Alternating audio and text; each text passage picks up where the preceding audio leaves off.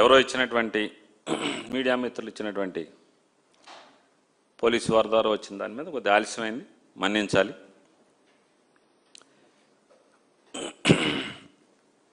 ఇవాళ విజయవాడ నగర పోలీసుల యొక్క తీరుతో అసలు నారా చంద్రబాబు నాయుడు గారి యొక్క ఎర్రబుక్కు పరిపాలనలో పోలీస్ వ్యవస్థ ఎంత భ్రష్టు పట్టిపోయిందో ఆంధ్రప్రదేశ్ రాష్ట్రమే కాదు యావత్ ప్రపంచం కళ్ళకి కట్టినట్టుగా కనపడుతుంది. ఇవాళ రాష్ట్ర రాజధాని ఆంధ్రప్రదేశ్ రాష్ట్ర రాజధాని లేనటువంటి ఆంధ్రప్రదేశ్ రాష్ట్రానికి రాజధానిగా పిలువబడుతున్నటువంటి విజయవాడ మహానగరంలో నడిబొడ్డులో ఒక పోలీస్ స్టేషన్లో ఒక మనిషిని మర్డర్ చేసి పోలీస్ స్టేషన్లోనే మర్డర్ చేసి బూడిద చేస్తే అడిగేటువంటి అధికారి కానీ ఒక్కడంటే ఒక్క అధికారి కానీ ఒక్కడంటే ఒక్క మంత్రి కానీ ముఖ్యమంత్రి కానీ ఒక్కరు అంటే ముఖ్యమంత్రి గారు ఎందుకంటే లా అండ్ ఆర్డర్ వారే చూస్తారు కాబట్టి డీజీపీ గారు కానీ వారు బెజవాడలో కాపురం ఉంటూ ఉంటారు. ఎవరు ఒక్కరంటే ఒక్కరు కూడా పట్టించుకోపోవటం.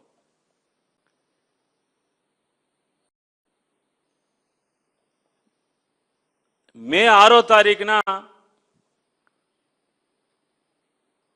పోలీసులు వచ్చి ఈరోజు లాకప్ డెత్కి కస్టోడియల్ డెత్కి గురైనటువంటి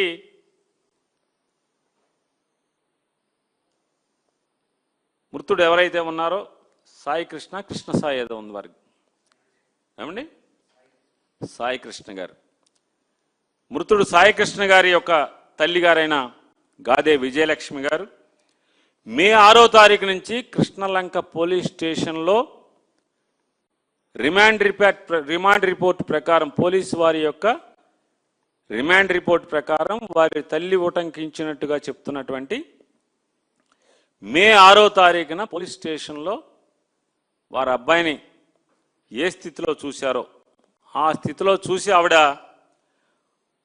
ఏడుస్తూ ఆ రోజు ఆవిడ ప్రారంభించినటువంటి రోదన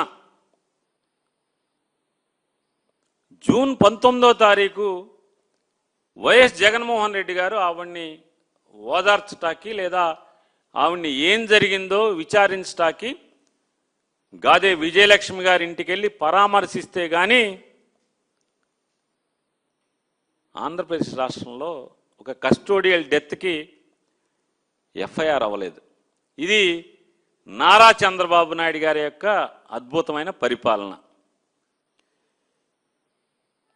ఇంతకంటే విచిత్రం ఏంటంటే చంద్రబాబు నాయుడు గారు మీరు చాలా అవాకులు చవాకులు పేలుతున్నారు. ఇవాళ ఎందుకు మాట్లాడుతున్నానంటే మీ ఏలుబడిలో మీరు లా అండ్ ఆర్డర్ మంత్రిగా లా అండ్ ఆర్డర్ మీరు చూసుకుంటూ మీ పరిపాలన మీరు మంత్రిగా ఉన్న శాఖలో మీ అజమాయిషీలో ఉంటుంది ఆ శాఖ.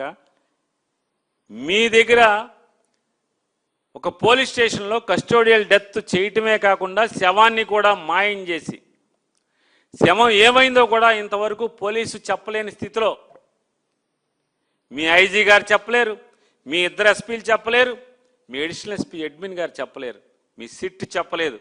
చెప్పలేని స్థితిలో ఈరోజు పోలీసు విచారణ జరిగింది అంటే సిగ్గుపడాల్సింది నారా చంద్రబాబు నాయుడు గారు లా అండ్ ఆర్డర్ మంత్రిగా మీరా? ఎవరు సిగ్గుపడాలి? సిగ్గుపడకపోగా ఈరోజు మీరు మాట్లాడుతున్నారు, తోలనాడుతున్నారు. ఏమని మాట్లాడతారు? ఎక్కడెక్కడో నేరాలు ఘోరాలు చేసి దానికి రాజకీయ రంగు వేసి లబ్ధి పొందాలని ఆలోచిస్తున్నారు. నిన్న విజయవాడలో చూశారు, ఒక సంఘటన జరిగింది. అక్కడే ఒక సిఐ కాపు బాధితుడు కాపు. అరే లజ్జ కూడా లేకుండా మాట్లాడుతున్నారు. సిఐ కాపు బాధితుడు కాపు. నేను అడుగుతున్నానండి, ఎన్టీ రామారావు గారు కమ్మ, నాదెండ్ల భాస్కర్ గారు కమ్మ, అందరూ సరిపెట్టుకుని ఎందుకు ఊరుకోలేదు? రచ్చ రచ్చ యాగి యాగి మరి మీరందరూ కూడా కమ్మారే కదా. నారా చంద్రబాబు నాయుడు కమ్మ, దగ్గుబాటి వెంకటేశ్వరరావు కమ్మ, బాలకృష్ణ కమ్మ, హరికృష్ణ కమ్మ, వెంకయ్యనాయుడు కమ్మ. మరి మీరందరూ కమ్మాయి కదా. ఎవడొకళ్ళే మనోడిని ఎందుకు ఊరుకోలేదన్నా? పోయింది ప్రాణం కాదు కదా, పదవే కదా పోయింది. రామారావు గారిది పదవే కదా పోయింది, ప్రాణం కాదు కదా. కానీ ఇక్కడ చంద్రబాబు నాయుడు గారు ఆడు కాపోడు ఈడు కాపోడైనా పోయింది ప్రాణం అండి. అంటే మీకు ఒక మనిషి సామాన్యుడి ప్రాణం పోతే, ఒక కాపోడు ప్రాణం పోతే ఎంత నిర్లజ్జగా, ఎంత నిస్సిగ్గుగా, ఎంత నీచంగా మాట్లాడుతున్నారు మీరు. మీ వయసు 80 సంవత్సరాలకు దగ్గర పడుతున్నారు. మీరు మాట్లాడే ఒక రాష్ట్ర ముఖ్యమంత్రిగా ఉండి మీరు మాట్లాడే భాష చచ్చిపోయినాడు కాపు, పోలీసు చంపేసిన పోలీసు కాపు అని మీరు మాట్లాడతారు. ఇది మీ విచక్షణ, పరిపాలనా దక్షత మీది.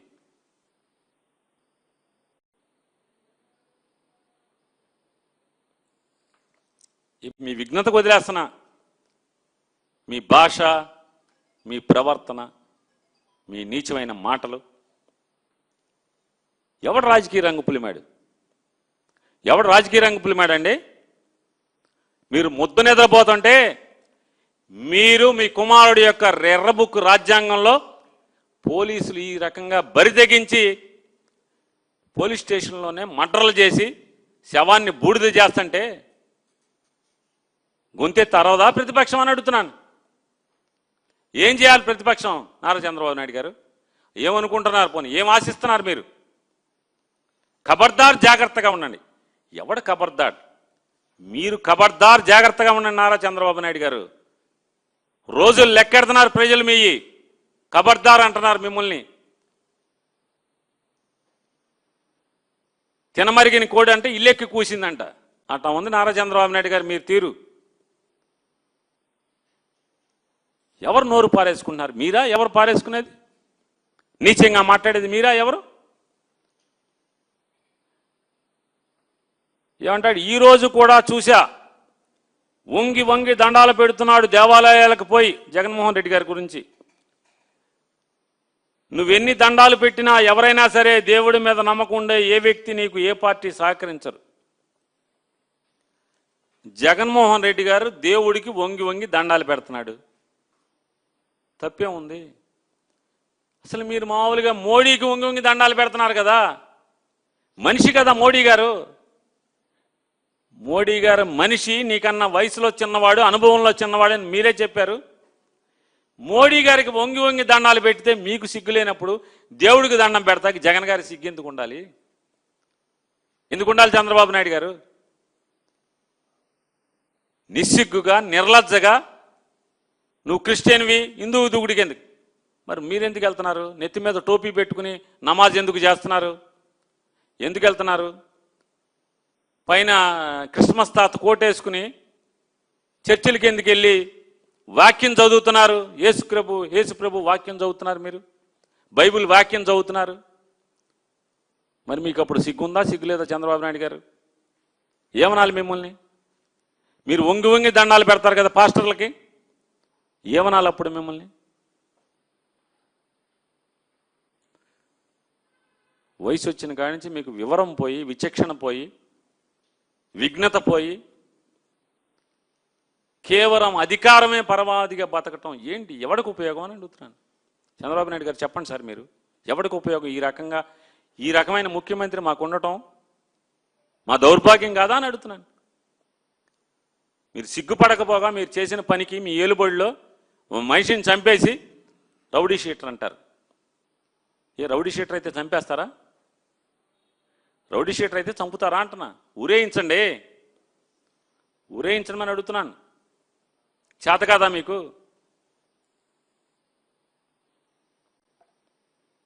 ఈ విచారణ ఇవాళ ఎంత డొల్ల విచారణ అంటే, ఇవాళ జరిగినటువంటి నారా చంద్రబాబు నాయుడు గారి ప్రభుత్వం చే నియమించబడినటువంటి ఒక ఐజీ గారి నేతృత్వంలో 2 ఎస్పీలు, ఒక అడిషనల్ ఎస్పీ గారు, ఈ 4 నేతృత్వంలో నడిచినటువంటి ఈ సిట్టు ఎంత డొల్ల, ఎంత దారుణమైనటువంటి ఇన్వెస్టిగేషన్ అంటే, ఆఖరికి ఒక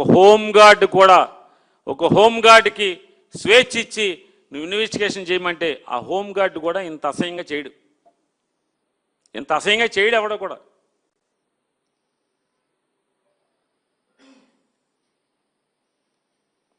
మే 6వ తారీఖున ఆ రిమాండ్ రిపోర్ట్లో రాస్తారు, మే 6వ తారీఖున టాస్క్ ఫోర్స్ అడిషనల్ డీసీపీ గారికి పాత కృష్ణలంక సిఐ, అప్పటి కృష్ణలంక సిఐ నాగరాజు గారు రిక్వెస్ట్ ఇచ్చాంట, రిటర్న్ రిక్విజిషన్. ఏమని? అమ్మా, మాకు పలానావాడు నాన్ బెయిలబుల్ వారెంట్లో ఒకటి కనపడతలేదు, ఎతికి తెచ్చిపెట్టండి అని చెప్పి అడిగాడంట. టాస్క్ ఫోర్స్ ఎవరు నాయకుడు? ఎవరు టాస్క్ ఫోర్స్ బాస్? ఎవరు? విజయవాడ సిపి రాజశేఖర్ బాబు గారు task force boss. Additional DCP గారిని వెళ్ళి ఈయన కాగితం ఇచ్చాడంట. వెంటనే ఆవిడ హుటాహుటిన ఒక టాస్క్ ఫోర్స్ సబ్ ఇన్స్పెక్టర్ గారిని, 2 కానిస్టేబుల్స్ని, స్టేషన్ కానిస్టేబుల్ ఎవరైతే వారెంట్ సర్వ్ చేయాల్సినటువంటి కోర్టు కానిస్టేబుల్ ఉంటాడో వీళ్ళ నలుగురిని ఇచ్చి మార్కాపురం వెళ్ళి ఆయన్ని పట్టుకోండి అన్నారంట. వెంటనే పట్టుకోండి అనగానే వీళ్ళకి పట్టేసుకున్నారు. వెంటనే ఇన్ఫర్మేషన్ దొరికేసింది, మార్కాపురంలో ఉన్నాడన్నారు. తెల్లారుజామున వెళ్ళి మార్కాపురంలో అతన్ని ఎత్తుకొచ్చేశారు, మార్కాపురం నుంచి తీసుకొచ్చారు. తప్పేమీ లేదు, తప్పే లేదు, పోలీస్ చేయాల్సింది అదే, అక్కడికి తప్పు లేదు. కాకపోతే ఇక్కడ ఇన్వెస్టిగేషన్లో ఎక్కడా కూడా సిపి గారి ఊసు కానీ పాత్ర కానీ నాలెడ్జ్ కానీ ఉన్నట్టు కానీ ఎక్కడా కూడా పేరు కానీ రాయకపోవటం అనేది దుర్మార్గం అంటున్నాను. ఈ ఇన్వెస్టిగేషన్ యొక్క దుర్మార్గం అది. సరే, 24 గంటలలోపు కనుక కోర్టుకు రిమాండ్ చేస్తే లోకల్ ట్రాన్సిట్ వారెంట్ తీసుకోవాల్సిన పని లేదు, లోకల్ మ్యాజిస్ట్రేట్ గారి దగ్గర ప్రొడ్యూస్ చేయాల్సిన పని లేదు. ఎందుకంటే 24 గంటల దూరం జర్నీ ఉంటే కనుక ఖచ్చితంగా సుప్రీంకోర్టు లేకపోతే ఏపీ పోలీస్ మాన్యువల్ ఇవన్నిటి ప్రకారం ఖచ్చితంగా అక్కడ ఉన్నటువంటి స్థానిక మ్యాజిస్ట్రేట్ గారి దగ్గర ప్రొడ్యూస్ చేసి ట్రాన్సిట్ వారెంట్ తీసుకుని తెచ్చుకోవాలి. ఎందుకని 24 గంటలలోపు ముద్దాయిని అరెస్ట్ చేసిన 24 గంటలలోపు సేమ్ స్టేట్ కాబట్టి తీసుకొచ్చి కోర్టులో ప్రొడ్యూస్ చేయాలి. ఎందుకు వెళ్ళారు అక్కడికి? టాస్క్ ఫోర్సును స్టేషన్ కృష్ణలంక పోలీస్ స్టేషన్ యొక్క కోర్టు కానిస్టేబుల్ కలిసి ఎందుకు వెళ్ళారు? సిఐ గారి ఆదేశాల మేరకు, సిఐ గారి కోరిక మేరకు ఎందుకు వెళ్ళారు? పెండింగ్లో ఉన్నటువంటి మ్యాజిస్ట్రేట్ గారు ఇచ్చినటువంటి 2 మ్యాజిస్ట్రేట్లు ఇచ్చినటువంటి నాన్ బెయిలబుల్ వారెంట్లు ఎగ్జిక్యూట్ చేయటానికి వెళ్ళారు. అంటే ఏంటి? మ్యాజిస్ట్రేట్ వారి అంటే కోర్టు వారి ఆదేశాల ప్రకారం దాన్ని ఎగ్జిక్యూట్ చేయటానికి వెళ్ళారు. కోర్టు ఆదేశాలు ఏమిచ్చింది? వాడిని ఎత్తుకొచ్చి నా ముందు పెట్టండి అని చెప్పింది. వాడు కోర్టుకు రావట్లేదు, వాడిని ముద్దాయిని ఎత్తుకొచ్చి నా ముందు పెట్టండి అని చెప్పి వారెంట్ ఇచ్చింది. ఏం చేయాలి మీరు? ఎత్తుకొచ్చి సరాసరి 24 గంటల్లోపు కోర్టులో కదా ప్రొడ్యూస్ చేయాలి. సరే, మీ రిమాండ్ రిపోర్ట్ కథకే వద్దామండి. సిట్టు ఏమంటారు మరి, 4 దిక్కుపాలకులు, మీ 4 దిక్కుపాలకులు అమోఘమైనటువంటి విచారణ చేసి ఇచ్చారు కదా మీరు. సరే, దాని ప్రకారం ఏముంది? మీరు దాని ప్రకారం టాస్క్ ఫోర్స్ వాళ్ళు హ్యాండ్ ఓవర్ చేసి రసీదు తీసుకున్నారు. ఎవరికి? సెంట్రీ కానిస్టేబుల్కి ఇచ్చి హ్యాండ్ ఓవర్ చేసి తీసుకున్నారు, రసీదు తీసుకున్నారు. హ్యాండ్ ఓవర్ చేసి రసీదు తీసుకున్న తర్వాత ఇమ్మీడియట్గా ఏం చేయాలి? ఏసీపీకి, డీసీపీకి, సిపికి వీళ్ళు రిపోర్ట్ చేయాలి కదా. రిపోర్ట్ చేశారా లేదా? మీరు రిమాండ్ రిపోర్ట్లో విచారించినట్టుగా ఎందుకు రాయలేదు? ఎందుకు విచారించలేదు? డిఎస్పీని విచారించారా అంటే, డిఎస్పీ అంటే ఏసీపీ, విజయవాడ భాషలో ఏసీపీ, కృష్ణలంక పోలీస్ స్టేషన్ పరిధికి వచ్చేటువంటి ఏసీపీ గారిని మీరు ఎందుకు విచారించలేదు? వారి సూపర్వైజరీ ఉద్యోగం చేస్తున్నారా, చేయట్లేదా? ఆ ఏసీపీ గారికి ఎన్ని పోలీస్ స్టేషన్లు ఉన్నాయి? వారు తరచుగా వాటిని ఇన్స్పెక్ట్ చేస్తున్నారా లేదా? రోజు టెలికాన్ఫరెన్సో సెట్ కాన్ఫరెన్సో చేస్తున్నారా లేదా? సిపి గారు చేయాలి కదా, కంపల్సరీ. పోలీస్ మాన్యువలే కదా అది, మీ డ్యూటీ బౌండ్ కదా, అది మీ బౌండెడ్ డ్యూటీ కదా. రోజు నేర సమాచారం గురించి కానీ లేదా situational report, daily situational report కానీ మొత్తం తీసుకోవాలి కదా సిపి గారు. మరి 5వ తారీఖు అర్ధరాత్రి వెళ్ళి 6వ తారీఖు తెల్లారుజామున 3 గంటలకు అరెస్ట్ చేసి మార్కాపురంలో 7 గంటలకు పోలీస్ స్టేషన్కి తీసుకొచ్చి హ్యాండ్ ఓవర్ చేసినటువంటి విషయాన్ని విజయవాడ సిపి ఎందుకు తీసుకోలేదు? ఏసీపీ గారిని ఎందుకు ఈ ఉద్యోగం మిస్ అయ్యావని ఎందుకు అడగలేదు? డీసీపీ గారిని ఉద్యోగం ఎందుకు మిస్ అయ్యామని అడగలేదు. సిపి గారిని ఈ ఉద్యోగం ఎందుకు మిస్ అయ్యామని మీరు విచారించలేదు. సిపిని విచారించాలి కదా, ఎందుకు విచారించలేదు? సరే, మీరు విచారించలేదండి, అయిపోయింది. తీసుకొచ్చిన నాగరాజు అయిపోయింది. ఒక ఎస్ఐ గారు ఎవరో ఏదో కొరియర్ డెలివరీకి వచ్చాను నేను స్టేషన్కి, అప్పుడు ఆడు లోపల ఉన్నాడని చెప్పి సాక్ష్యం చెప్పాడని చెప్పి అతను సాక్ష్యం. A1 to A17 విచారించామని చెప్పారు. A1 to A17 ఎవరు? సారీ, పీడబ్ల్యూ అంటే సాక్ష్యం, A1 కాదు సాక్ష్యం. ఎందుకంటే నాకు లా భాష తెలియక మాట్లాడుతున్నా. సాక్షుల్ని LW పీడబ్ల్యూ అంటారు కదా, సాక్షుల్ని విచారించారు. సరే, సాక్షుల్ని తెలుగులోనే మాట్లాడేస్తా, కోర్టు భాష ఎందుకు, సాక్షుల్నే మాట్లాడు. 17 మంది సాక్షుల్ని విచారించామని చెప్పారు. ఎవరి సాక్షులు? మృతుడి యొక్క తల్లి, ఇంటి కుటుంబ సభ్యులు, దాదాపు 5-6 వాళ్ళే ఉన్నారు. అక్కడి నుంచి పోలీసులు, task force SI, task force constables, court constable, sentry constable, అక్కడి నుంచి వేరే హెడ్ కానిస్టేబుల్, ఇంకొక కానిస్టేబుల్, ఆ కానిస్టేబుల్, ఈ కానిస్టేబుల్. సరే, మొత్తానికి మీరు ఒక అభిప్రాయానికి వచ్చేసారు. ఏమని దాంట్లో రాశారు? ప్రైమా ఫెసి కస్టోడియల్ డెత్ జరిగింది అంటే లాకప్ డెత్ జరిగింది అని ప్రైమా ఫెసికి వచ్చాము అని చెప్పి కన్క్లూజన్ ఇచ్చారు రిమాండ్ రిపోర్ట్లో. ప్రైమా ఫెసి మరి ఈ 17 మందితో మాత్రమే ఎందుకు ఆగిపోయారు? నేను అడుగుతున్నాను సిట్ వారిని, ఈ 17 మందితో మాత్రమే ఎందుకు ఆగిపోయారు? స్టేషన్లో చచ్చిపోయాడు, శవం చూసామని చెప్పి ఒక ఆయన సాక్ష్యం చెప్పాడు, ఒక పోలీస్ ఆయన. మీ ఉద్దేశం ప్రకారం, మీ విచారణ ప్రకారం, మీ నలుగురు అద్భుతంగా చేసినటువంటి విచారణ లేదా పోలీసు విచారణ మేరకు ఆ ఒక్కడిని, ఎవరిని, ఆ మృతి చనిపోయినటువంటి సాయికృష్ణ అనే ఆయన్ని, విజయలక్ష్మి గారి కొడుకు, కొట్టి చంపేసింది ఒక్క నాగరాజే మీ విచారణ మేరకు, అంతే కదా? ఇంకెవడూ సాయం చేయలే, పట్టుకోవటంలో కానీ కొడతంలో కానీ అసలు ఎవడూ సాయం చేయలే. ఇంకోటి కూడా మీరు దాంట్లో రిమాండ్ రిపోర్ట్లో రాశారు. ఏమని రాశారు? కాళ్ళు చేతులు కట్టివేయబడి సెల్లో ఉన్నాడు గాయాలతో అని చెప్పి రాశారు. కాళ్ళు చేతులు ఎవరు కట్టారు? సిఐ నాగరాజు గారికి ఎవరు సాయం చేశారు? విచారించారా? విచారించలేదు. శవం మాయమైంది అంటున్నారు. ఒక్క సిఐ నాగరాజు స్టేషన్లోంచి శవాన్ని మోసుకెళ్ళగలడా? ఏం చేస్తాడు? లేకపోతే మీరు చెప్పేది అందరినీ సినిమాకి పంపించేసేసి దృశ్యం సినిమాలోగా అదే సెల్లో లోపల పాతేసి ఒకడే తాపీ చేసేసాడు అంటారా మీరు? శవాన్ని బయటికి ఎలా మోసుకెళ్ళాడు? ఒక్కడు శవాన్ని మోసుకెళ్ళగలడా సిఐ నాగరాజు? నేను అడుగుతున్నా, మీరు నిజంగా నిజాయితీతో విచారణ చేసి ఉంటే సిఐ నాగరాజు డ్రైవర్ని ఎందుకు విచారణ చేయలేదు? ఎవరు డ్రైవరు? సిఐ నాగరాజు ఆ శవాన్ని ఎలా తీసుకెళ్ళాడు? ఈడ్చుకుంటా వెళ్ళాడా? తనే రిక్షా ఏదైనా వేసుకొచ్చి రిక్షాలో వేసుకెళ్ళాడా? ఇంకొక విచిత్రం చెప్పారు. ఏం చెప్పారంటే,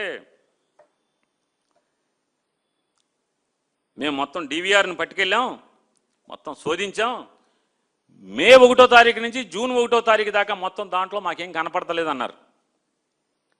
మే 1వ తారీఖు నుంచి జూన్ 1వ తారీఖు దాకా ఏం కనపడపోతే బాధ్యత ఎవరిది? సరే వదిలేద్దాం సార్, పోనండి మీ పోలీసులు కాబట్టి, సరే నెక్స్ట్ ఆటికి వస్తా. స్టేషన్లో సీసీ ఫుటేజ్ మాయమైంది.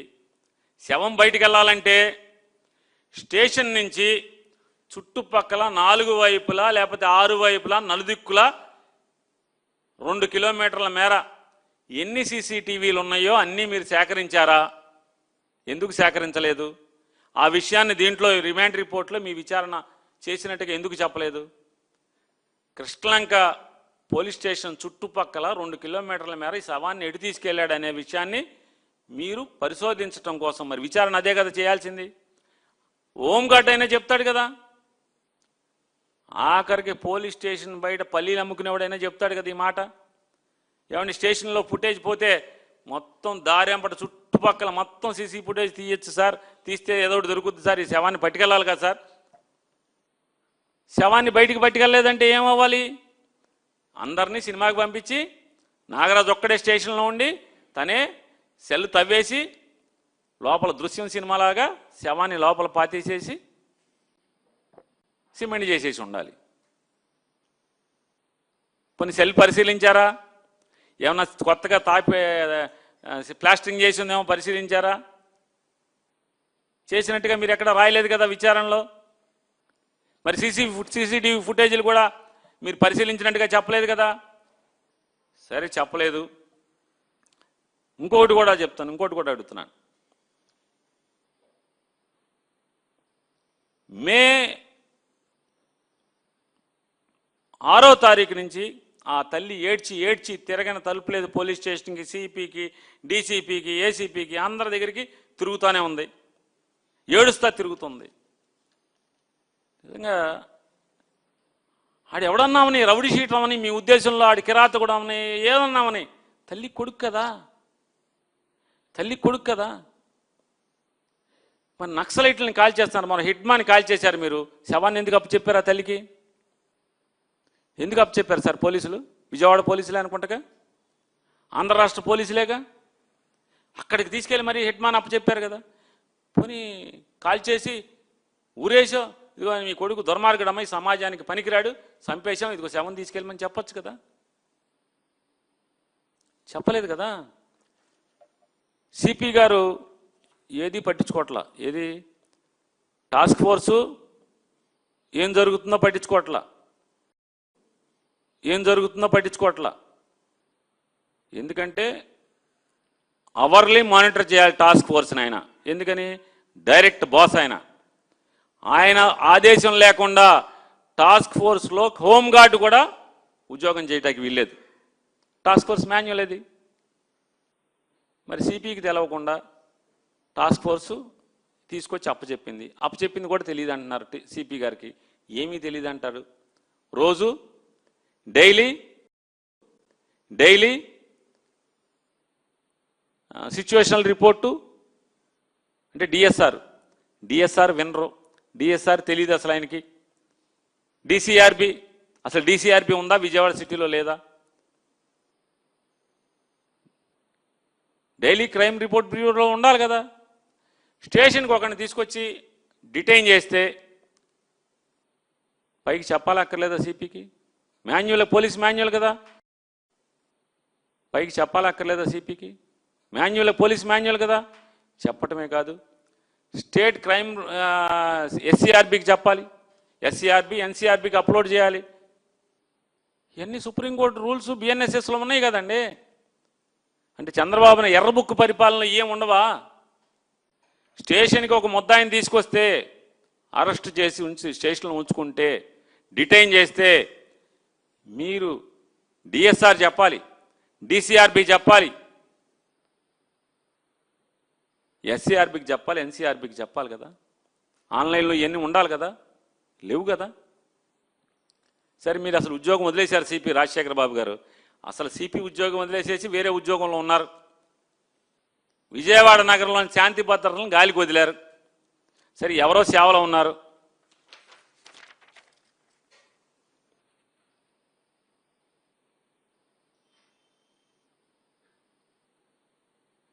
పెద్దగా చూపించారా? ఇదేంటి తెలుసా అండి? కన్నీరు మున్నీరుగా ఏడ్చి రోడ్లమ్మట గుండెలు బాదుకుంటూ తిరిగినటువంటి గాదే విజయలక్ష్మి గారి కోరిక మేరకు ఆవిడ ప్లేడర్ గారు విజయవాడ సిపి గారికి అల్లాడుతూ ఇచ్చినటువంటి కంప్లైంట్. ఈ కంప్లైంట్ ఇది ఏమని కంప్లైంట్ ఇచ్చింది ఆవిడ? ఎన్నో తారీఖు? 28 మే సాయంత్రం 7:30కి ఇచ్చారు.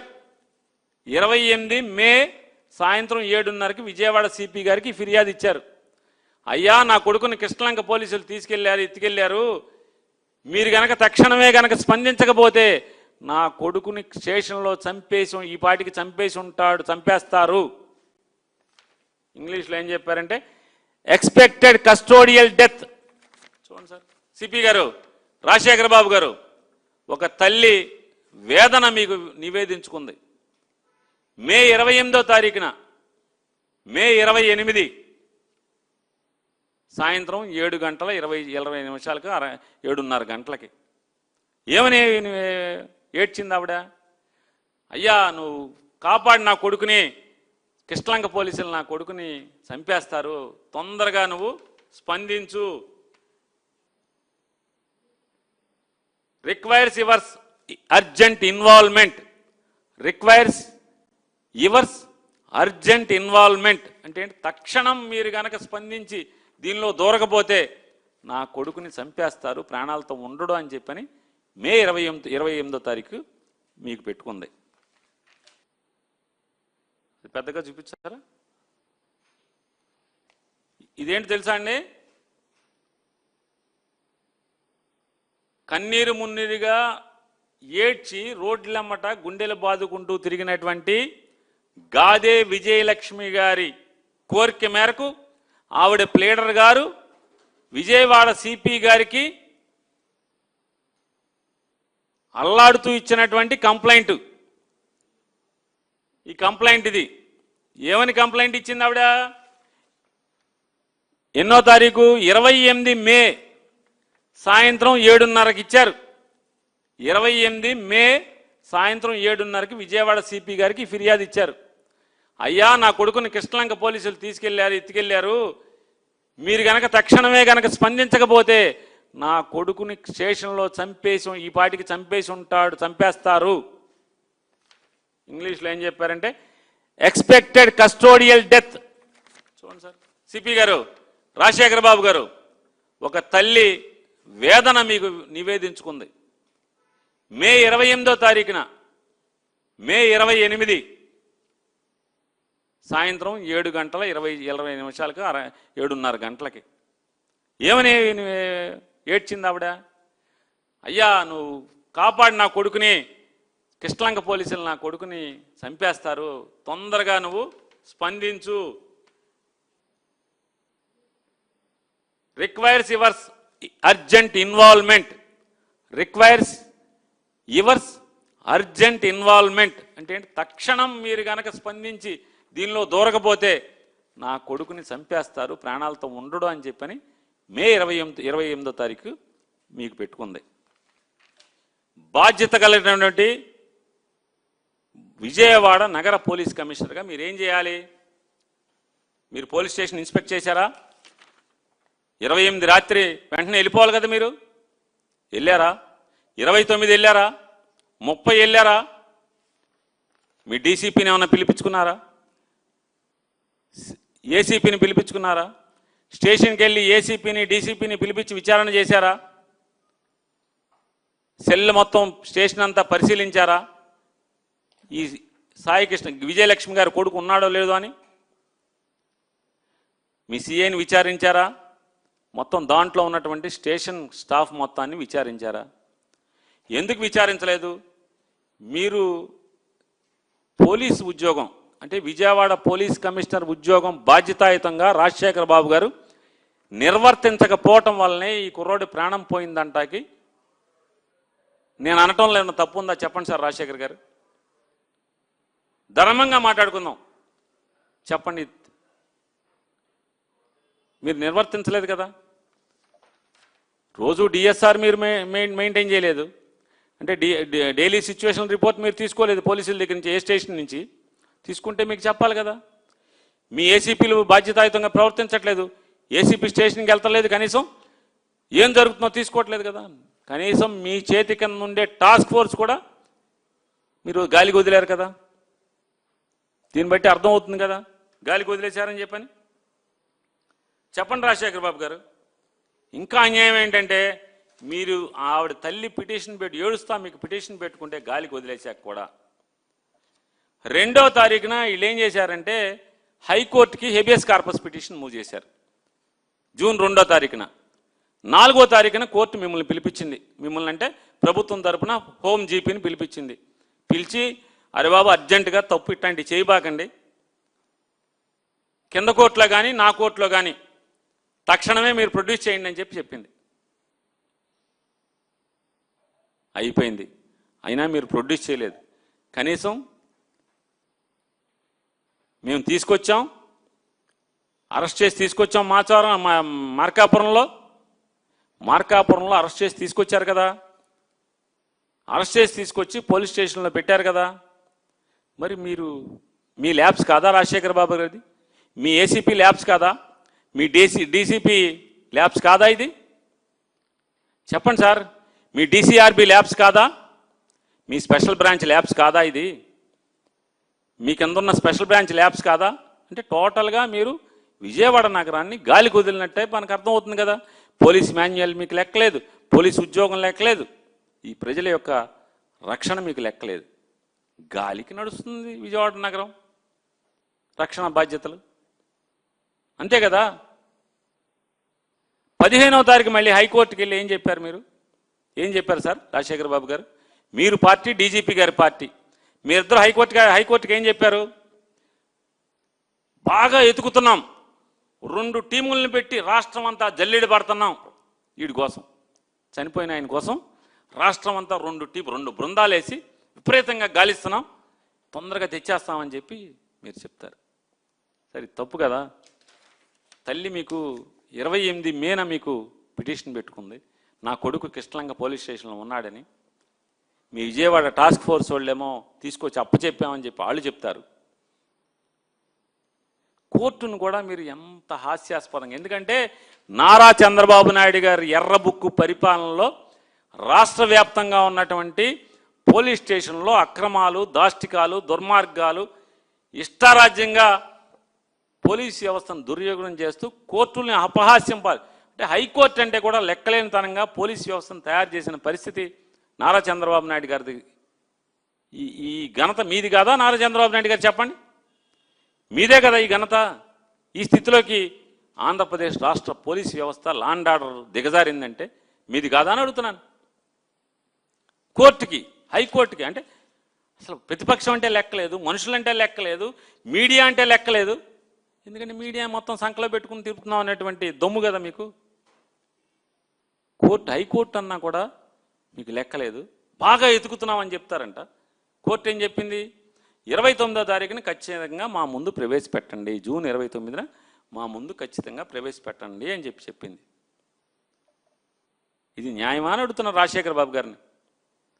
ఇది కరెక్టేనా సార్? మీరు 4వ తారీఖు, 15వ తారీఖు అంటే ఈ వాయిదాకి వెళ్ళే ముందు రోజు 14వ తారీఖు కూడా సిట్ అధికారులారా నేను అడుగుతున్నాను, హైకోర్టులో హేబియస్ కార్పస్ పిటిషన్ వచ్చినప్పుడు విజయవాడ సిపి గారి ఆఫీసు యొక్క సీసీటీవీ ఫుటేజీలు కూడా తీయాల్సిన అవసరం ఉంది ఖచ్చితంగా.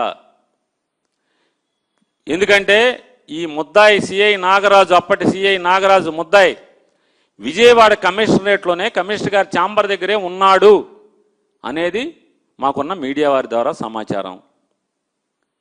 4వ తారీఖు, 3వ తారీఖు అక్కడే ఉన్నాడు, 4వ తారీఖు ఉన్నాడు, జూన్ 14 అక్కడే ఉన్నాడు, 15వ తారీఖు కూడా అక్కడే ఉన్నాడని చెప్తున్నారు. తీయండి మీరు సిట్ బృందం. మరి మీరెందుకు సిపి ఆఫీస్కి వెళ్ళి విచారించలేదు? విచారించాలి కదా. విచారించకపోగా విజయవాడ కమిషనర్ రాజశేఖర బాబు గారు, డీజీపీ గారు పోలీసు ఉద్యోగాన్ని సక్రమంగా మీరు బాధ్యతాయుతంగా నిర్వర్తించకపోవటం వల్ల 18/6 అంటే జూన్ 18వ తారీఖున జగన్ గారు సాయంత్రం మృతుడి తల్లి గారి ఇంటికి వెళ్ళి, గాదే విజయలక్ష్మి గారి ఇంటికి వెళ్ళి ఆవిడ్ని పరామర్శించి బయటకు వచ్చి ప్రపంచానికి ఇలా జరుగుతుందని చెప్పిన తర్వాత హడావుడిగా నారా చంద్రబాబు నాయుడు గారు డీజీపీ గారిని, హోమ్ సెక్రటరీ గారిని, విజయవాడ సిపి గారిని, ఇంటెలిజెన్స్ డీజీపీ గారిని అందరినీ సమావేశపరిచి తక్షణం ఎఫ్ఐఆర్ కట్టమని చెప్పి ఆయన ఆదేశిస్తాడు. అంటే ఈ రాష్ట్రంలో ఉన్నటువంటి ఒక మంత్రి ఆదేశిస్తే కానీ ఎఫ్ఐఆర్ అవనటువంటి పరిస్థితి, విచారణ మొదలు కాని పరిస్థితి ఇవాళ పోలీసు వ్యవస్థలో ఉందంటే, అంటే తెలుగుదేశం వారు తలుచుకుంటే మాత్రమే పోలీస్ యాక్షన్లోకి వస్తుంది, లేకపోతే ఏ కేసు కట్టదనేది ఇవాళ వైఎస్ఆర్ కాంగ్రెస్ పార్టీ చెప్పేదానికి రుజువులు ఇయ్యే కదా. మా ఘోష, మా బాధ, మేము చెప్పేటువంటి అరణ్య రోదన ఇన్నాళ్ళు ప్రపంచం అంతా చూస్తుంది కదా. ఇవాళ ఏం జరుగుతుందో మీరు చూస్తున్నారు కదా.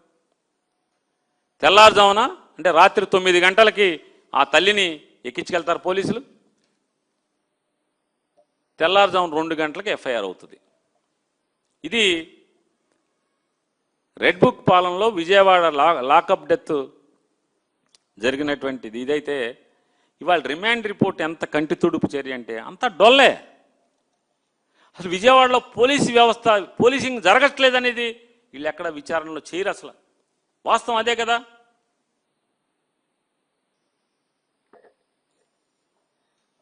అదే కదా వాస్తవం. ఇవాళ ఇంతమందిని 17 మందిని విచారించని చెప్తాడు, డ్రైవర్ గారిని విచారించరు. ఇంకోటి కూడా దీంట్లో రిమాండ్ రిపోర్ట్లో మంచి విషయం ఒకటి రాశారు. ఏం రాశారు? ముద్దాయి సెల్ ఫోన్ని ముద్దాయిని ఇద్దరిని కూడా సెంట్రీ కానిస్టేబుల్కి అప్పచెప్పాము అని చెప్పి రాశారు. అని ఎవరు చెప్పారు? A7 A8 A9 ఎవరో చెప్పారు. సారీ, విట్నెస్ సాక్ష్యం 7, సాక్ష్యం 8, సాక్ష్యం 9. ఈ 7, 8, 9లో ఎవరో ఒకళ్ళు అప్పచెప్పాం అని చెప్పారు. సెల్ ఫోన్ అంటే ఎవరిని పట్టుకున్నా ఫస్ట్ సెల్ ఫోన్ లాక్కుంటారు. అవును కదా.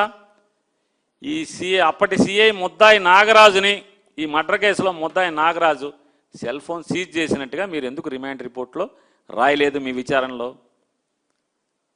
ఎందుకు రాయలేదు సార్? అంటే తీసుకోలేదా? 1 ఉన్నాయా, 2 ఉన్నాయా, 3 ఉన్నాయా, ఎన్ని ఫోన్లు ఉన్నాయి ఆయనకి? తీసుకున్నారా? ఎందుకు తీసుకోలేదు? రెండవది, ఆయన సస్పెన్షన్ అయింది, ఆయన విఆర్లోకి వెళ్ళిన దగ్గర నుంచి ఇప్పటి వరకు ఆయన ముద్దాయి నాగరాజు గారు, సిఐ ముద్దాయిగా ఉన్నటువంటి పాత సిఐ నాగరాజు ఎవరెవరు కలిశారు, ఏ అధికారులు కలిశారు, ఎంతమంది కలిశారు, ఎందుకు కలిశారు విచారించరా అని అడుగుతున్నాను. విచారించాలి కదా. మీడియా చెప్తుంది అసలు ఇంటి బయట, నాగరాజు ఇంటి బయట మీడియా కెమెరాలు పెట్టి కూర్చుంటే జంకు బొంకు లేకుండా మొత్తం పోలీసు అధికారులు అందరూ ఇంట్లోకి వెళ్తున్నారని మీడియా చెప్తుంది. అసలు ఒక్కడికి భయం లేదు సార్, అసలు ముద్దాయి ఇంటికి ప్రతిోడు వెళ్తున్నారు సార్ అని చెప్పాను. ఆఫీసర్లు అందరూ వెళ్తున్నారంట. ఎందుకు వెళ్తున్నారు? ఎందుకు వెళ్ళారు? అతను కాల్ డేటా తీసుకున్నారా? కాల్ డేటా ఎందుకు తీసుకోలేదు? ఎప్పటి నుంచి తీసుకోవాలి? సీసీటీవీ ఫుటేజ్ తీసేసిన 1వ తారీఖు నుంచి జూన్ 1వ తారీఖు దాకా, లేకపోతే ఈ రోజు దాకా సీసీటీవీ అరెస్ట్ అయ్యే వరకు, మీరు అరెస్ట్ చేసే వరకు, నిన్న మధ్యాహ్నం 12 చిల్లరకు అరెస్ట్ చేసి చూపించారు. నిన్న మధ్యాహ్నం దాకా అతను కాల్ డేటాను ఎందుకు తీసుకోలేదు?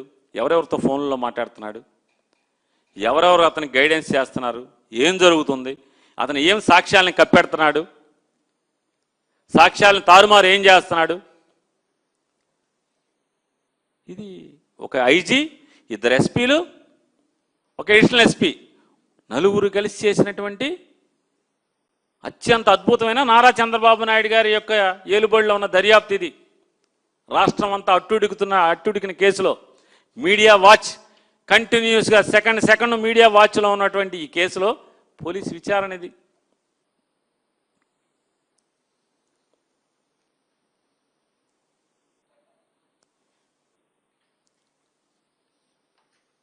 ఇవాళ శవం వెంట తీసుకెళ్ళాడు జైలు. ఇంకోటి కూడా గమ్మత్ ఏంటంటే ఈ అధికారులందరూ కూడా చచ్చిపోయాడు అతను మాయం చేసేసారు డెడ్ బాడీని అని చెప్పారు. ఈ సీసీటీవీకి ఎతకలేదు.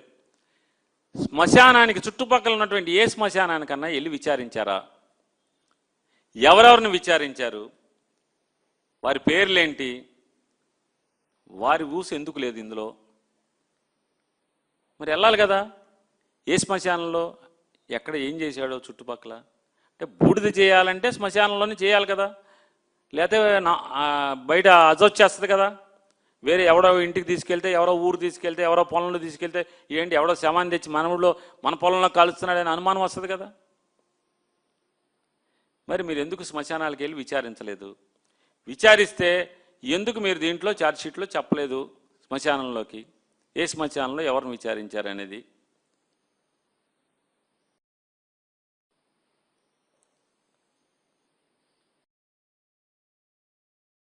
డీసీఆర్బీ వాళ్ళని అడిగారా? డీసీఆర్బీ వాళ్ళని అడగలేదు కదా. కంట్రోల్ రూమ్లో రెగ్యులర్గా ఎవరెవరిని అరెస్ట్ చేశారో వాళ్ళని లిస్టు అక్కడ డిస్ప్లే చేయాలి కదా. ఎందుకు డిస్ప్లే చేయలేదు? ఎవరైతే చనిపోయాడో హతుడి యొక్క అరెస్టు తర్వాత ఎందుకు అంటే కంట్రోల్ రూమ్లో కూడా ఏ స్టేషన్లో ఏం జరుగుతుంది అనేది కూడా యాక్టివిటీ, పోలీస్ యాక్టివిటీ, అరెస్టులు, ఎఫ్ఐఆర్లు ఏది కూడా కంట్రోల్ రూమ్లో కూడా డిస్ప్లే చేయట్లేదు అనేది అర్థమవుతుంది కదా. మరి కమాండ్ కంట్రోల్ రూమ్లో నారా చంద్రబాబు నాయుడు గారు చేస్తాడు, తమ్ముళ్ళు మీ ఇంటి ముందు లైట్ వెలగపోతే నేను డాష్ బోర్డులో చూస్తా, సీఎం డాష్ బోర్డులో.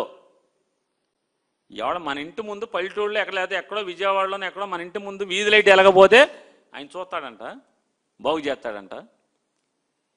అది పోలీస్ స్టేషన్లో మనిషిని చంపి శవం మాయమైందని చెప్పని ఈ పోలీసులు చెప్తున్నారు, మీ ఐజీ గారు చెప్తున్నాడు. మరి కనపడదా? సీసీటీవీ ఫుటేజ్లు కనపడవా? మరి కమాండ్ కంట్రోల్ రూమ్లో ఏం చూస్తున్నారు? పోలీస్ స్టేషన్లో రోజు సెల్ చూడాలి కదా. రోజు పోలీస్ స్టేషన్లో ఉన్నటువంటి యాక్టివిటీలు మీరు చూడరా అని అడుగుతున్నాను.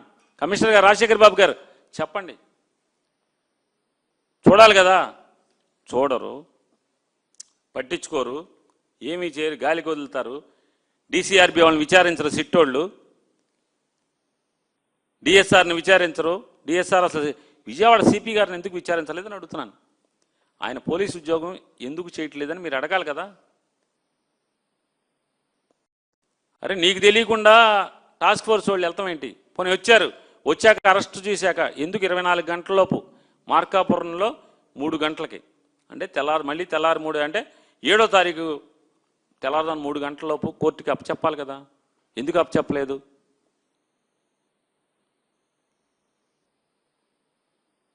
ఇన్వెస్టిగేషన్ ఆఫీసర్ గారు ఇదేనా అన్న?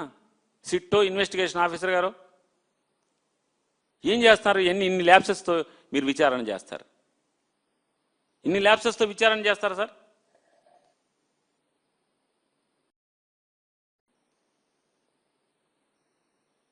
సరే,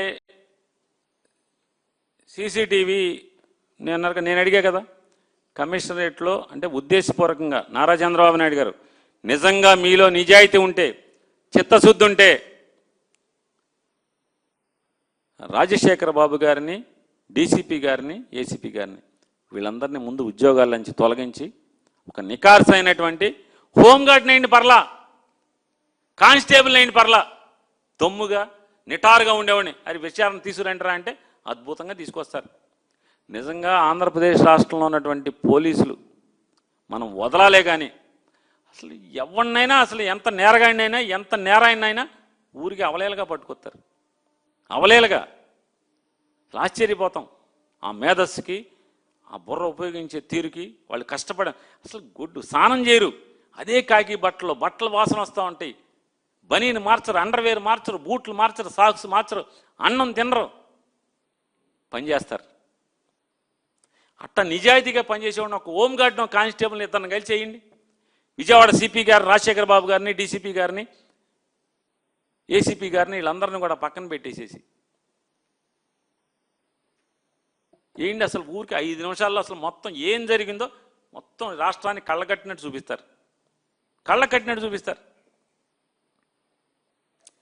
సుప్రీంకోర్టు తీర్పు ప్రకారం ఎక్కడైనా సీసీటీవీ ఫుటేజ్ పనిచేయకపోతే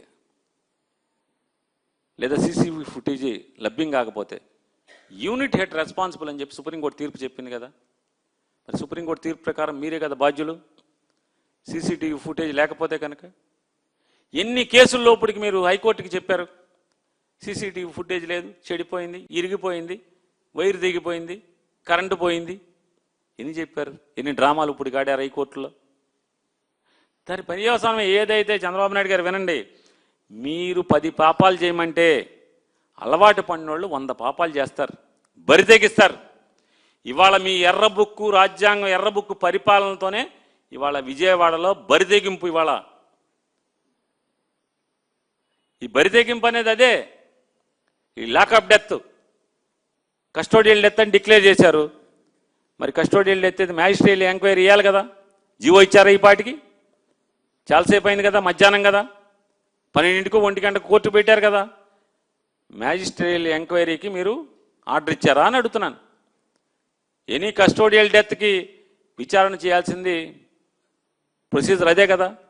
పోలీస్ ఎంక్వైరీ, దాని ఇన్వెస్టిగేషన్ ఇవి చేస్తూ ఉంటాడు. కానీ మ్యాజిస్ట్రేట్ ఎంక్వైరీ మీరు ఏమన్నా ఆదేశించారా? ఎందుకు ఆదేశించలేదు?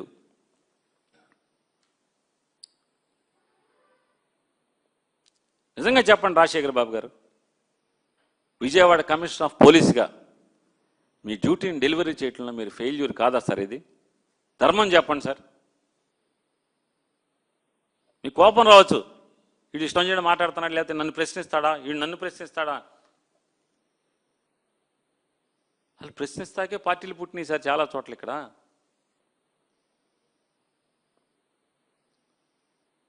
ఏబిఎస్ కార్పస్ మూవ్ చేశారు సార్ సిపి గారు, 2వ తారీఖు మూవ్ చేశారు, 4వ తారీఖు. మీరు వెంటనే అసలు ఏం జరుగుతుంది? ఈ తల్లి పిటిషన్ పెట్టినప్పుడు మీరు స్పందించరు, విచారణ చేయరు, స్టేషన్ ఇన్స్పెక్షన్ చేయరు.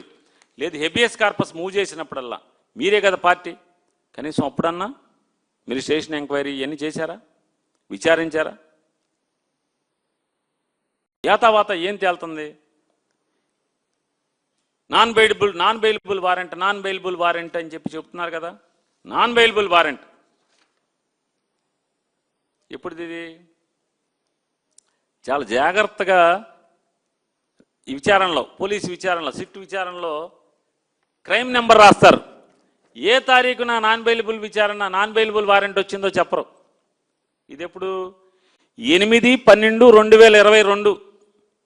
అప్పటి నుంచి నాన్ బెయిలబుల్ వారెంట్ ఒకటి. ఇది ఎక్కడది? ఇది మాచవరం పోలీస్ స్టేషన్లో క్రైమ్ నెంబర్ కేసు నెంబర్ ఏదో సిసి కేసు నెంబర్ అయిపోయింది. CC/0003500/2021 2021 crime. ఆ క్రైమ్ నెంబర్ వేస్తారు మీరు, సిఎన్ఆర్ నెంబర్ వేస్తారు, క్రైమ్ నెంబర్ వేస్తారు. కానీ ఎక్కడ కూడా ఏ తారీఖు నుంచి నాన్ బెయిలబుల్ ఉందో చెప్పరు. 2022 నుంచి non bailable warrant. 4/3/2025 4/3/2025 Krishnalanka police స్టేషన్లో నాన్ బెయిలబుల్ వారెంట్. ఇంకోటి 31/12/2025 3వ వారెంట్. ఈ వారెంట్లో ఆయన చెప్తాడు, ఎవరో సిఐ నాగరాజు గారు కోర్టుకు చెప్తున్నాడు. ఏమని చెప్తున్నాడు? ఇది కోర్టు కాపీయే, ఆన్లైన్లో తీసుకున్నది. ఏం చెప్తాడు? SHO Krishnalanka PS filed separate report stating that A1 at present has been in sub jail Jaggaipeta as per the information given by his mother, and that on enquiry they came to know that the accused number 1 was arrested in crime number 312/2025 for the offence under section 302 IPC of Chilakallu police station, and that the whereabouts of accused number 2 not known, such they could not serve their summons. అంటే ఆడు జైల్లో ఉండటం వల్ల serve సమన్ చేయలేకపోయాము అని చెప్పని in writing petition file చేశాడు. ఏ magistrate గారి దగ్గర? 2nd additional chief metropolitan magistrate దగ్గర నాగరాజు గారు ఫైల్ చేశాడు. మరి ఇది DCRBలో తెలవకుండా ఉందా? ఈ రికార్డు DCRBలో ఉంటుంది కదా. డైలీ క్రైమ్ రికార్డ్స్ బ్యూరోలో ఇది ఎంటర్ అవ్వాల్సిందే కదా ఖచ్చితంగా. ఇది మాన్యువల్ కదా, పోలీస్ మాన్యువల్ కదా. మరి గమ్మత్తు చూడండి, విజయవాడ నగర పోలీసులు కమిషనరేట్ పరిధి చిలకల్లులో ఎప్పుడు మార్చి 2022లో మాచారం పోలీస్ స్టేషన్లో నాన్ బెయిలబుల్ వారెంటు, 2025 మార్చిలో ఇంకో వారెంటు, డిసెంబర్లో 2025 డిసెంబర్లో ఒకటి, మార్చి 2022లో ఒకటి, 3 వారెంట్లు ఉన్నాయి. ఇతను ఎప్పుడు చనిపోయిన ఆయన మర్డర్ ఎప్పుడు చేశాడు? మర్డర్ కేసులో ముద్దాయి ఎప్పుడయ్యాడు? మర్డర్ కేసులో ముద్దాయి ఎప్పుడయ్యాడు? హత్యానేరం కింద డిసెంబర్ 2025. అంటే ఆల్మోస్ట్ ఈ 3 వారెంట్లు ఇచ్చిన తర్వాత ఇంచుమించుగా అదే డేట్లో ఏమన్నా ఒక వారెంట్ ఏమన్నా డేట్ తేడా, అంటే ముందు వెనక అవ్వచ్చేమో. ఒకటి వెనకున్నట్టుంది. అంటే ఆ మర్డర్ తర్వాత వారెంట్ ఇచ్చిన, అంటే మర్డర్ కేసులు ఇరుక్కున్న తర్వాత వారెంట్ ఇచ్చారు. 2 వారెంట్లు ముందే ఉన్నాయి. ఇంకో గమ్మత్తు తెలుసా? ఈ కుర్రాడు ఎలా వచ్చాడు మర్డర్ కేసులో, బయటకు ఎట్లా వచ్చాడు అనుకుంటున్నారు? చిల్లకల్లు పోలీసు వారు విజయవాడ కమిషనరేట్ పరిధిలో ఉన్నటువంటి సిపి రాజశేఖర్ బాబు గారి నేతృత్వంలో, ఆయన నాయకత్వంలో పనిచేస్తున్నటువంటి చిల్లకల్లు పోలీస్ స్టేషన్లో నేరం చేసినటువంటి రుజువు చేసేటువంటి ఛార్జ్ షీటు దాఖలు చేయకపోవటం వల్ల డిఫాల్ట్ బెయిల్లో బయటకు వచ్చాడు ఈ కుర్రాడు. డిఫాల్ట్ బెయిల్లో బయటకు వచ్చాడు. అంటే ఏంటి? ఛార్జ్ షీటు దాఖలు చేయకపోవటం మూలంగా, పోలీసు వారి యొక్క ల్యాబ్స్ మూలంగా బయటకు వచ్చాడు. మరి ఏం చేయాలి? అప్పుడు పీటీ వారెంట్లు ఎందుకు వేయలేదు? వీటిల్లో పోలీసు భాషలోనే మాట్లాడతా.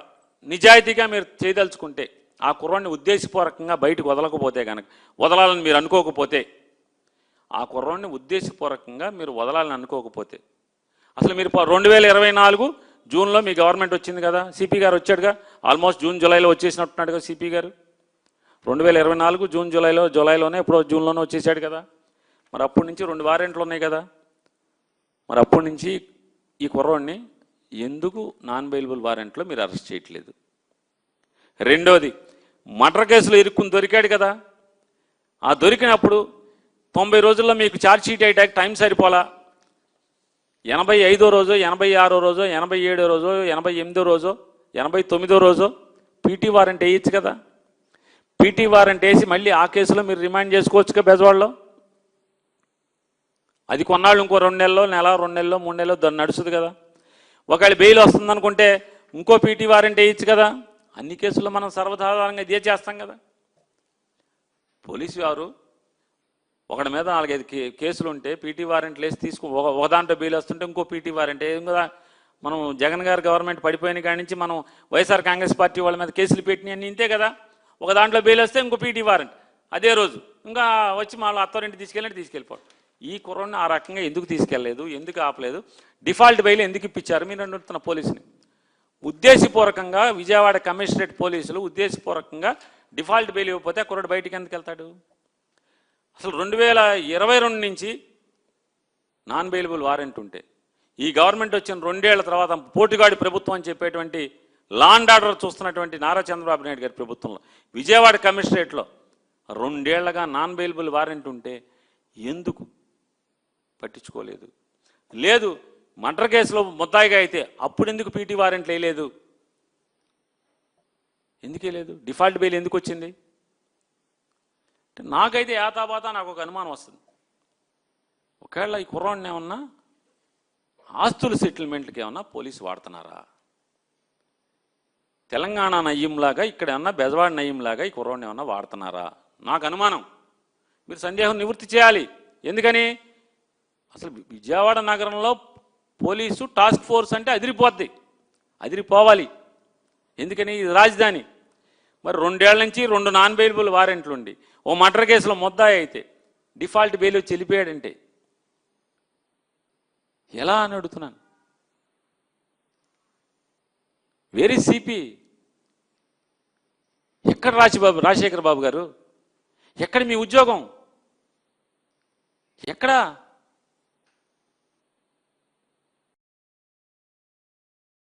మానిటరింగ్ లేదు కదా.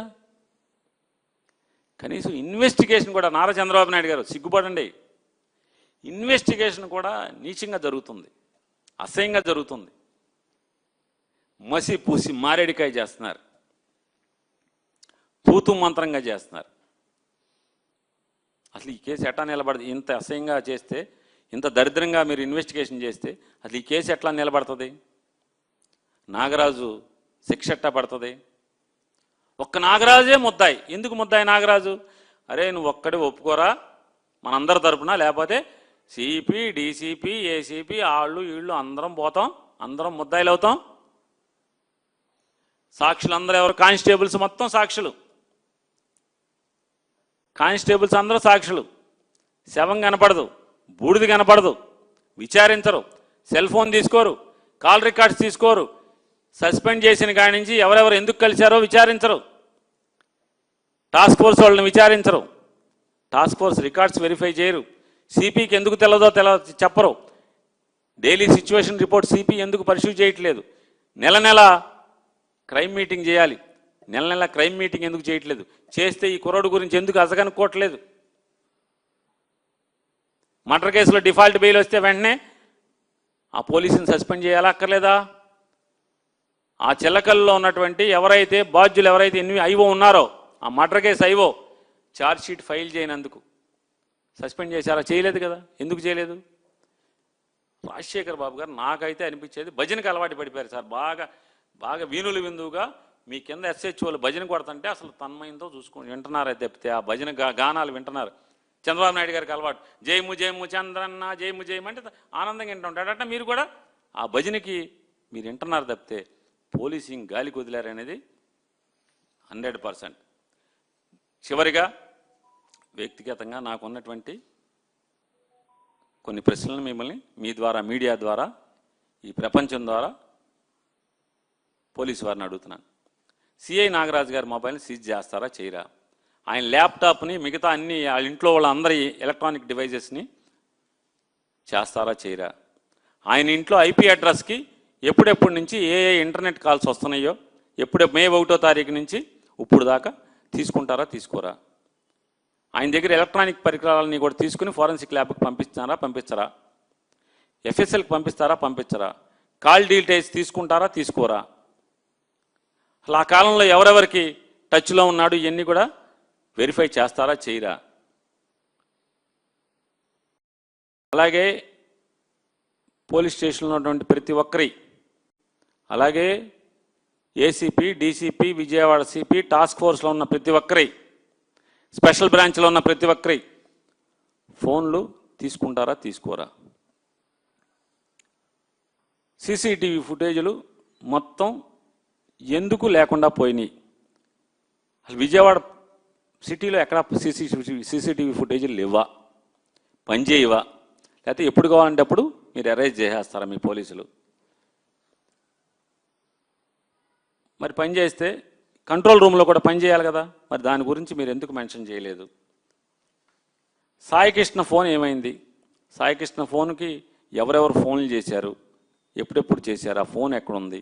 అలాగే అసలు మామూలుగా ఏంటి, ఆయన మా ఎంపీ అవినాష్ రెడ్డిని గూగుల్ టేక్అవుట్ అని 100 మాట్లాడారు మీ తెలుగుదేశం వాళ్ళందరూ. అయ్యా సిట్టువారు, నాగరాజు గారి ఫోన్ గూగుల్ టేక్అవుట్ తీశారా? ఎక్కడెక్కడికి వెళ్ళాడు, ఏ శ్మశానానికి వెళ్ళాడు, ఎక్కడికి వెళ్ళాడు, శివాందీస్కి ఎక్కడికి వెళ్ళాడు, ఏ తారీఖున ఎక్కడికి వెళ్ళాడు, ఎన్ని గంటలకు వెళ్ళాడు? గూగుల్ లుకౌట్ తీరా? విజయవాడ కృష్ణలంక పోలీస్ స్టేషన్లో ఉన్నటువంటి ప్రతి ఒక్కరి గూగుల్ టేక్అవుట్ తీస్తారా తీరా? తీయాలి కదా. సిఐ నాగరాజు, ముద్దాయి నాగరాజు గారి గూగుల్ లుకౌట్ చూస్తే ఆయన సిపి గారిని ఎన్నిసార్లు కలిశాడు, సిపి గారికి ఎన్నిసార్లు ఫోన్ చేశాడు, అన్నీ వస్తాయి కదా. కాబట్టి నారా చంద్రబాబు నాయుడు గారు, మీరు ఎన్ని డాంబికాలు పెరిగినా, ఎంత విషం చిమ్మినా జగన్ గారి మీద,